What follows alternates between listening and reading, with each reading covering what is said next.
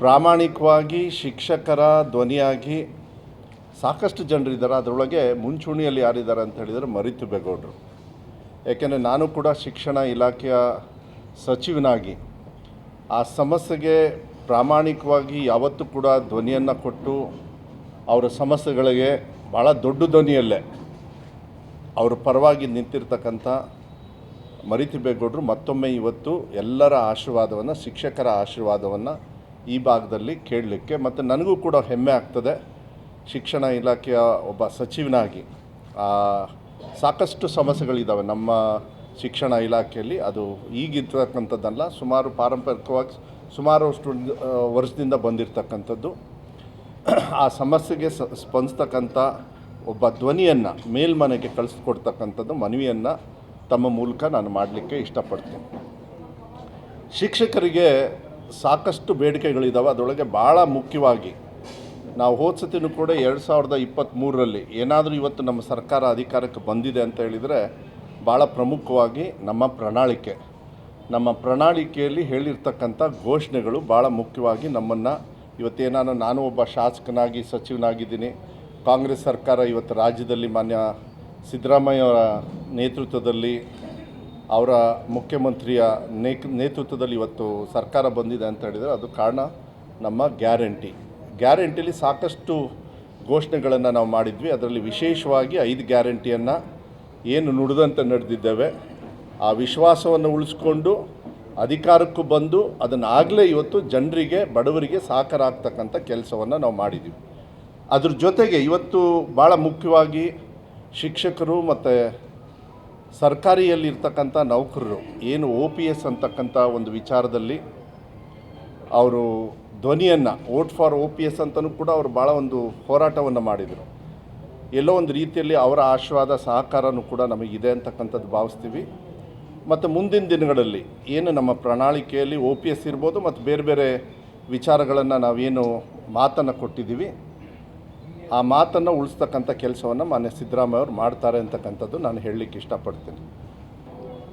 ಮೊಟ್ಟ ಮೊದಲ ಬಾರಿಗೆ ಶಾಲೆಗೆ ಹೋದಾಗ ಟೀಚರ್ಸ್ ಬೇಕಾಗ್ತದೆ. ಒಳಗಡೆ ಭಾಳ ಗಲಾಟೆ ಮಾಡೋದು ಮರಿತಿಬ್ಬೇಗೌಡರು ನಮ್ಮ ಮೇಲೆ ಅದೇ, ನೀವು ಫಸ್ಟು ಶಿಕ್ಷಕರನ್ನ ನೇಮಕಾತಿ ಮಾಡ್ಕೊಳ್ಳಿ ಅಂಥೇಳಿ. ಸನ್ಮಾನ್ಯ ಸಿದ್ದರಾಮಯ್ಯ ಅವರು ಬಂದ ಮೇಲೆ, ಅವರು ಮುಖ್ಯಮಂತ್ರಿಗಳಾದ ಮೇಲೆ, ನಾನು ಶಿಕ್ಷಣ ಸಚಿವನಾದ ಮೇಲೆ ಸುಮಾರು 12,000 ಟೀಚರ್ಸ್ನ ಇವತ್ತು ಅವರಿಗೆ ವರ್ಕ್ ಆರ್ಡರ್ ಕೊಟ್ಟು ಈಗಾಗಲೇ ಪಾಠವನ್ನು ಹೇಳ್ಕೊಡ್ತಕ್ಕಂಥ ವ್ಯವಸ್ಥೆನ ಜಾನ್ವರಿಯಿಂದ ಅವ್ರು ಮಾಡ್ಕೊಂಡು ಬಂದಿರತಕ್ಕಂಥದ್ದು. ಮತ್ತು ನಾನು ಆಗಲೇ ಇನ್ನೂ ಹೆಚ್ಚುವರಿ ಶಿಕ್ಷಕರನ್ನು ಕೂಡ ನಾನು ಮನವಿಯನ್ನು ಮಾಡಿದ್ದೀನಿ. ಯಾಕೆಂದರೆ ನನಗೆ ಕೊಡುಗೆ ಬಂದುಬಿಟ್ಟಿದೆ. 53,000 ಟೀಚರ್ಸ್ ಕೊರತೆ ಇರೋದು ಇಲಾಖೆ ನನಗೆ ಬಂದುಬಿಟ್ಟಿದೆ. ಈಗ 12,000 ನಾವು ತೊಗೊಂಡಿದ್ದೀವಿ. ಈಗಲೂ ಕೂಡ ನಮ್ಮ ಬಜೆಟಲ್ಲೂ ಕೂಡ ಮಾನ್ಯ ಮುಖ್ಯಮಂತ್ರಿಗಳು ಹೇಳಿದ್ದಾರೆ, ಮುಂದಿನ ದಿನಗಳಲ್ಲಿ 2 ಭಾಗ, ಯಾಕೆಂದರೆ ಅನುದಾನಿತ ಶಾಲೆಗಳು ಭಾಳ ಮುಖ್ಯ ಆಗ್ತವೆ. ಯಾಕೆಂದರೆ ಅನುದಾನಿತ ಶಾಲೆಯಲ್ಲೂ ಕೂಡ 9 ವರ್ಷದಿಂದ ಇವತ್ತು ಯಾರೇ ಒಬ್ಬರು ಟೀಚರ್ಸ್ನು ಕೂಡ ನೇಮಕಾತಿ ಮಾಡಿಲ್ಲ. ಈ ವರ್ಷ ನನಗೆ ವಿಶ್ವಾಸ ಇದೆ, ಅಟ್ಲೀಸ್ಟ್ ಒಂದು 5 ವರ್ಷನೋ 6 ವರ್ಷನೋ ಇಲ್ಲಾಂದರೆ ಫುಲ್ ಕೊಟ್ಟರೇನು ಕೂಡ ನಾವು ಮನವಿ ಮಾಡಿರೋದು ಫುಲ್ ಕೊಡಿ ಅಂತೇಳಿ ನಾವು ಮನವಿಯನ್ನು ಮಾಡಿದ್ದೀವಿ. ಆದರೆ ಮಾನ್ಯ ಮುಖ್ಯಮಂತ್ರಿಗಳು ಬಜೆಟಲ್ಲೂ ಕೂಡ ಸುಮಾರು ಐ ಥಿಂಕ್ 10-11,000 8,000 ಬರ್ತದೆ. ಅದರೊಳಗೆ ಒಂದು 5-6 ಸಾವಿರ ಬಂದ್ರೂ ಅಟ್ಲೀಸ್ಟ್ ಏನಾಗುತ್ತೆ, ಈ ಅನುದಾನಿತ ಶಾಲೆಯಲ್ಲಿ ಗುಣಮಟ್ಟ ಅದು ಮತ್ತೆ ನಾವು ತರಬೇಕಂದ್ರೆ ಶಿಕ್ಷಕರು ಬೇಕಾಗ್ತದೆ. ಅವರಿಗೆ ಅತಿಥಿ ಶಿಕ್ಷಕರ ಕೊಡೋಕ್ಕಾಗೋದಿಲ್ಲ ನಾವು ಸರ್ಕಾರದಿಂದ. ನಮ್ಮ ಸರ್ಕಾರದಿಂದ ಆದರೆ ಏನು ಮಾಡ್ತೀವಿ, ನಾವು ಅತಿಥಿ ಶಿಕ್ಷಕರು ಅಂತ ತೊಗೊಳ್ತೀವಿ. ಇತಿಹಾಸದಲ್ಲಿ ಹೋದ ಸತಿ ಹೈಯೆಸ್ಟು 43,000 ಅತಿಥಿ ಶಿಕ್ಷಕರನ್ನು ತೊಗೊಂಡಿದ್ವಿ ನಾವು. ಈ ಸತಿನೂ ಕೂಡ ಆಗಲೇ ಅತಿಥಿ ಶಿಕ್ಷಕರನ್ನು ಕೂಡ ಮುಂಚೆನೇ ತೊಗೊಳ್ತಕ್ಕಂಥದ್ದು ಮತ್ತು ಪರ್ಮನೆಂಟ್ ಟೀಚರ್ಸಿಗೆ ಮತ್ತೆ ನಾವು ತೊಗೊಳ್ಳೋದಕ್ಕೆ ನೋಟಿಫಿಕೇಷನ್ ಮಾಡ್ತಕ್ಕಂಥದ್ದನ್ನು ಮಾನ್ಯ ಮುಖ್ಯಮಂತ್ರಿಗಳ ಒಂದು ಪರ್ಮಿಷನ್ ಆದೇಶ ಬಂದ ಮೇಲೆ ಬೇಕಾಗ್ತದೆ. ಯಾಕೆಂದರೆ ಶಿಕ್ಷಕರೇ ಇಲ್ಲಾಂದರೆ ತೊಂದರೆ ಆಗ್ತದೆ.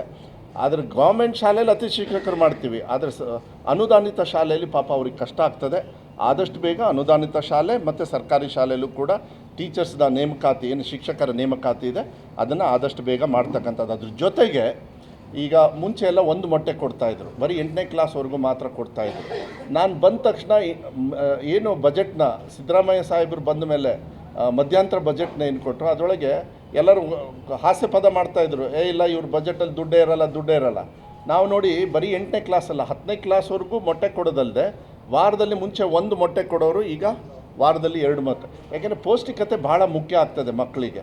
ಬೆಳಗ್ಗೆ ರಾಗಿ ಮಾಲ್ಟನ್ನು ಕೊಡ್ತಕ್ಕಂಥದ್ದು ಮಕ್ಕಳಿಗೆ, ಅದನ್ನು ಕೂಡ ಈಗ ಹೊಸದಾಗಿ ಶುರು ಮಾಡಿದ್ವಿ.